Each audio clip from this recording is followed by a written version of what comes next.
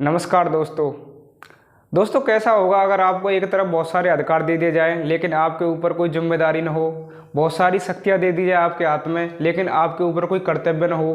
तो इन्हीं सब चीज़ों से संबंधित हमारे संविधान में एक टॉपिक है मौलिक कर्तव्य यानी कि फंडामेंटल ड्यूटीज। तो आज हम देखेंगे फंडामेंटल ड्यूटी के बारे में। वो क्या बताता है, फंडामेंटल ड्यूटी क्या बताती है कि जब हमारे नागरिकों को मौलिक अधिकार दिए जाते हैं, जब हमारे नागरिकों को बहुत सारी शक्तियाँ दी जाती हैं कि आप कहीं भी जा सकते हो, कहीं भी रह सकते हो, कुछ भी बोल सकते हो, तो दूसरी तरफ उनके कुछ कर्तव्य भी तो बनते हैं, उनके कुछ ड्यूटी भी तो बनती है जो उन्हें निभानी पड़ेंगी। तो इन्हीं से संबंधित हमारे संविधान में एक टॉपिक है मौलिक कर्तव्य, यानी कि नागरिकों को कुछ कर्तव्य बताए गए हैं कि तुम्हें अधिकारों के साथ साथ ये काम भी करने पड़ेंगे, यानी कि तुम्हारे कुछ कर्तव्य भी बनते हैं। यानी कि जैसे माता पिता हमारा खर्च चलाते हैं, माता पिता हमें पैसे देते हैं, माता पिता हमारी जिम्मेदारी उठाते हैं, तो हमारे भी तो कुछ कर्तव्य बनते हैं उनके प्रति। तो ऐसे ही जब संविधान हमें बहुत सारे अधिकार देता है तो हमारा भी तो संविधान के प्रति, अपने देश के प्रति, अपनी सरकार के प्रति कुछ कर्तव्य बनता है। तो उन्हीं कर्तव्यों के बारे में मौलिक कर्तव्यों में बताया गया है। जो मौलिक कर्तव्य हैं वो हमारे मूल संविधान में नहीं जोड़े गए थे, यानी कि जब मूल संविधान बना था, जब संविधान सभा की मीटिंग हुई थी, तब इनको जोड़ने से मना कर दिया था। क्योंकि ज़्यादातर देश जो लोकतांत्रिक देश है, जैसे अमेरिका हो गया, फ्रांस हो गया, जर्मनी हो गया और कनाडा हो गया, इनमें क्या है, इनमें ऑस्ट्रेलिया हो गया, जैसे इनमें मौलिक कर्तव्यों को अभी तक नहीं जोड़ा गया है। तो ऐसे ही हमारे देश में भी इन कर्तव्यों को नहीं जोड़ा गया था। लेकिन जैसे जैसे हमारा देश आगे बढ़ता गया, हमारे देश का विकास होता गया, जैसे जैसे हम आगे बढ़ते गए, तो हमारे देश 1976 में आके हमारी सरकार को ये महसूस हुआ कि हमारे नागरिकों के कुछ कर्तव्य भी होने चाहिए। तो 1976 में एक कमेटी बनाई गई जिसका नाम था सरदार स्वर्ण सिंह कमेटी, सरदार स्वर्ण सिंह समिति बनाई गई, जिसकी सिफारिश पर 1976 में 42वें संविधान संशोधन के द्वारा मौलिक कर्तव्यों को हमारे संविधान में जोड़ा गया। तो कौन से संविधान संशोधन के द्वारा जोड़ा गया था? 42वें संविधान संशोधन 1976 के द्वारा हमारे संविधान में मौलिक कर्तव्यों को जोड़ा गया था। और कहाँ से लिए गए हैं मौलिक कर्तव्य? जो मौलिक कर्तव्यों का कॉन्सेप्ट है वो कहाँ से निकल के आता है? वो आता है यूएसएसआर से, यानी कि हमने इनको कहाँ से अडॉप्ट किया है? यूएसएसआर से। जैसे हमने देखे थे कि मौलिक अधिकार कहाँ से लिए हैं? अमेरिका से अडॉप्ट किए हैं हमने। ऐसे हमने डीपीएसपी देखे थे जो कि आयरलैंड से अडॉप्ट किए हैं। ऐसे जो मौलिक कर्तव्य है यानी कि जो फंडामेंटल ड्यूटी है वो कहाँ से अडॉप्ट किए हमने? यूएसएसआर। यूएसएसआर किसका नाम है? जो रूस था वो 1991 में विघटित हो गया था। 1991 से पहले उसका क्या नाम था? यूएसएसआर, यानी कि उसे क्या कहते थे? सोवियत संघ। अब उसे क्या बोला जाता है? रूस बोला जाता है। तो क्या कहता है हमारा जो संविधान है, जो मौलिक कर्तव्य है वो क्या कहते हैं? ये केवल नागरिकों के लिए है। इनकी कुछ विशेषताएं देखते हैं। सबसे पहले ये क्या है? ये केवल नागरिकों के लिए है। लेकिन जब हमने मौलिक कर्तव्य, वो मौलिक अधिकार देखे थे, मौलिक अधिकार किसके लिए थे? नागरिकों के लिए भी थे। कुछ मौलिक अधिकार किसके लिए थे? विदेशियों के लिए भी थे। ऐसे ही मौलिक जो डीपीएसपी थे हमारे राज्य के नीति निदेशक तत्व, तो वो भी दोनों के लिए थे। लेकिन जो हमारे मौलिक कर्तव्य हैं यानी कि जो फंडामेंटल ड्यूटी हैं वो केवल नागरिकों के लिए हैं। और इनका जो नेचर है वो कैसा है? गैर न्यायोचित। जैसे कि हमने देखा था फंडामेंटल राइट कैसे थे? न्यायोचित थे। यानी कि आर्टिकल 32 क्या कहता था? जब भी फंडामेंटल राइट का उल्लंघन किया जाएगा तो सुप्रीम कोर्ट क्या करेगा? रिट जारी करेगा या हाई कोर्ट रिट जारी करेगा, तो उनको न्यायोचित कराएगा, यानी कि उनको इम्प्लीमेंट कराएगा।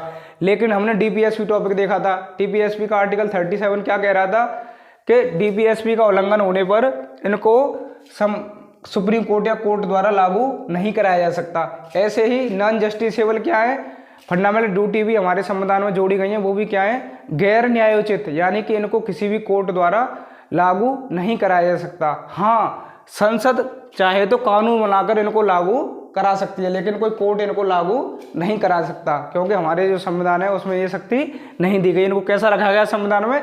गैर न्यायोचित रखा गया है। तो अभी तक इनके बारे में हमने 2-3 चीज़ें देखी। इनको कहाँ से अडॉप्ट किया है? रूस से। रूस को पहले क्या बोलते थे? यूएसएसआर। और ये कौन से भाग में है? भाग 4A में इनका वर्णन किया गया है। भाग 4A में इनका वर्णन किया गया है।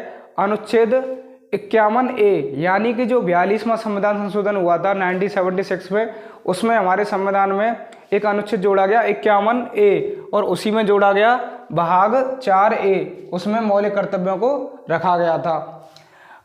अब देखते हैं क्या होते हैं मौलिक कर्तव्य, यानी कि कहते क्या हैं। यानी कि जो मौलिक कर्तव्यों की संख्या है वो कितनी है। जब ये जोड़े गए थे 1976 में सरदार स्वर्ण सिंह समिति की सिफारिश पर, तब इनकी संख्या 10 रखी गई थी।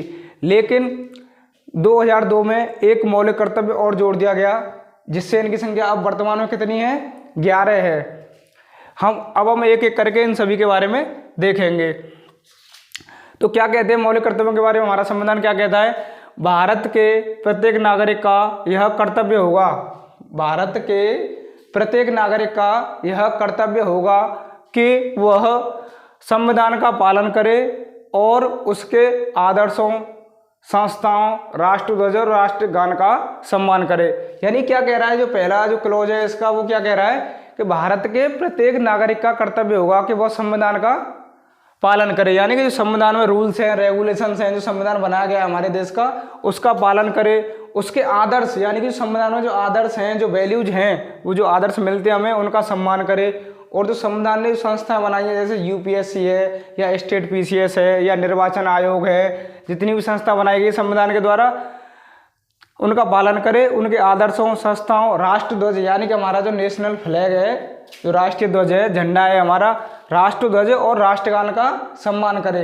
तो क्या कह रहा है ये, प्रत्येक नागरिक का कर्तव्य होगा कि वह संविधान का पालन करे, उसके आदर्शों, उसकी संस्थाओं, राष्ट्रध्वज और राष्ट्रगान का सम्मान करे। यानी कि जो हमारा राष्ट्रध्वज होता है, जो हमारा तिरंगा झंडा होता है, उसका सम्मान करे। और राष्ट्रगान होता है जो जन गण मन, उसका भी क्या करे, सम्मान करे। यानी प्रत्येक नागरिक का ये कर्तव्य बनता है कि वो इन चीज़ों का भी सम्मान करे। हालांकि उसे दंडित नहीं किया जा सकता, लेकिन अगर संसद ऐसा कानून बना देती है, कोई हमारे झंडे को फाड़ देता है या कुछ भी कर देता है, जैसे कानून है भी, तो उसको क्या कर दिया जाएगा, दंडित किया जाएगा। यानी कि उसका एक कर्तव्य था, लेकिन उसने अपना कर्तव्य नहीं निभाया। फिर जो दूसरा क्लॉज है वो क्या कहता है, स्वतंत्रता के लिए हमारे राष्ट्रीय आंदोलन को प्रेरित करने वाले उच्च आदर्शों को हृदय में सजो कर रखें। यानी कि जो स्वतंत्रता के लिए हमारे राष्ट्रीय आंदोलन को जिन विचारों ने प्रेरित किया था, यानी कि जैसे वंदे मातरम गीत था हमारा, या और भी जो गीत गाए जाते थे स्वतंत्रता के लिए, हमारे राष्ट्रीय आंदोलन को प्रेरित करने वाले उच्च आदर्श, यानी कि जो आदर्श रखे गए थे वहाँ पर, स्वतंत्रता का जो आंदोलन चल रहा था अंग्रेजों के खिलाफ, उसमें जो आदर्श रखे गए थे उनका कोई अपमान नहीं करेगा। यानी कि जो जैसे भगत सिंह हो गए या चंद्रशेखर आज़ाद हो गए या सुभाष चंद्र बोस हो गए या महात्मा गांधी हो गए, तो उनका सभी को क्या करें, सब सम्मान करेंगे उनका और हृदय में उनको सजो कर रखेंगे। फिर जो तीसरा क्लॉज है वो क्या कहता है, भारत की, क्या कह रहा है तीसरा क्लॉज, भारत के प्रत्येक नागरिक का यह कर्तव्य होगा कि वह भारत की संप्रभुता, एकता, अखंडता की रक्षा करे और उसको अछूट रखे। यानी कि भारत के प्रत्येक नागरिक का यह कर्तव्य होगा कि वह भारत की संप्रभुता, एकता, अखंडता और अछूटता को संजो कर रखे। यानी कि भारत का कोई भी नागरिक ऐसा कार्य नहीं करेगा जिससे भारत की संप्रभुता बाधित होती हो। संप्रभुता मतलब जैसे हमने प्रस्तावना में इसके बारे में देखा था, यानी कि हमारा देश क्या है, संप्रभु है। यानी कि इस पर किसी भी देश का नियंत्रण नहीं है। यानी कि संप्रभु जो अपने डिसीजन खुद लेता हो, जिसके जो डिसीजन होते हैं वो किसी और के द्वारा इन्फ्लुएंस ना होते हो।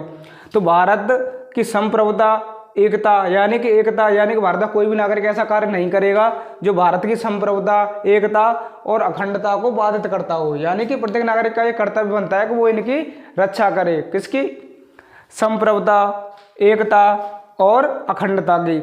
अब चौथा क्लॉज है वो क्या कह रहा है, भारत के प्रत्येक नागरिक का यह कर्तव्य होगा कि वह देश की रक्षा करे और आह्वान किए जाने पर राष्ट्र की सेवा भी करे। यानी कि ये क्या कह रहा है कि भारत के प्रत्येक नागरिक का यह कर्तव्य होगा कि जो देश की रक्षा करे, यानी कि देश की रक्षा भी करेंगे और ज़रूरत पड़ने पर भी, जैसे हमारे देश पर किसी ने हमला कर दिया तो ज़रूरत पड़ने पर भी भारत की सेवा में भी, हमारे देश की सेवा में भी नागरिकों को जाना होगा, ये कह रहा है। फिर पांचवा क्लॉज क्या कहता है इसका, भारत के सभी लोगों में समरसता और समान भ्रातृत्व की भावना का निर्माण करें। यानी कि जो भारत के प्रत्येक नागरिक का कर्तव्य होगा, वही लाइन जो पहली थी हमने देखी थी, भारत के प्रत्येक नागरिक का यह कर्तव्य होगा कि भारत के सभी लोगों में समरसता और समान भ्रातृत्व की भावना का निर्माण करे, यानी कि भाईचारा को बढ़ाए। यानी कि भारत के प्रत्येक नागरिक का यह कर्तव्य होगा कि वह भारत के प्रत्येक नागरिक के बीच, भारत के लोगों के बीच भाईचारे की भावना को बढ़ाएं, यानी कि सब मिलजुल के रहें, कोई द्वेष भावना न रहे, कोई भी दंगे न करने की कोशिश करे, मतलब जैसे दंगे करा दिए जाते हैं, सब मिलजुल के रहेंगे तो फिर दंगे क्यों होंगे। यानी कि हमारा देश कैसा हो, सब समरसता में रहें, यानी कि सब समान रूप से अच्छे से अपना जीवन यापन करें। और क्या कह रहा है आगे, और ये क्लॉज क्या कह रहा है आगे, और जो धर्म, भाषा और प्रदेश वर्ग आधारित सभी भेदभावों से परे हो। यानी कि भारत के प्रत्येक नागरिक का यह कर्तव्य होगा कि वह भारत के सभी नागरिकों में समरसता की भावना का निर्माण करे। जो समरसता की भावना, कैसी भावना का निर्माण करना है, जो भाषा, धर्म, वर्ग विशेष, यानी कि धर्म के आधार पर भेदभाव न करती हो, भाषा के आधार पर भेदभाव न करती हो, या वर्ग के आधार पर, उच्च वर्ग है, निम्न वर्ग है, उसके आधार पर भेदभाव न करती हो। यानी कि इन भेदभावों से बचते हुए भारत के सभी नागरिकों में क्या करना है, भाईचारे की भावना का निर्माण करना है। मौलिक कर्तव्यों में आज की वीडियो हमने 5 क्लॉज तक देख लिया है। तो नेक्स्ट वीडियो में जो भी हमारे क्लॉज बच रहे हैं उनके बारे में देखेंगे। तो आज के वीडियो में दोस्तों इतना ही। जो नेक्स्ट क्लॉज हैं फंडामेंटल ड्यूटीज़ के, वो हम नेक्स्ट वीडियो में देखेंगे। आशा करता हूँ आपको ये जो फंडामेंटल ड्यूटीज़ का टॉपिक है वो अच्छे से समझ में आया होगा। Thank you.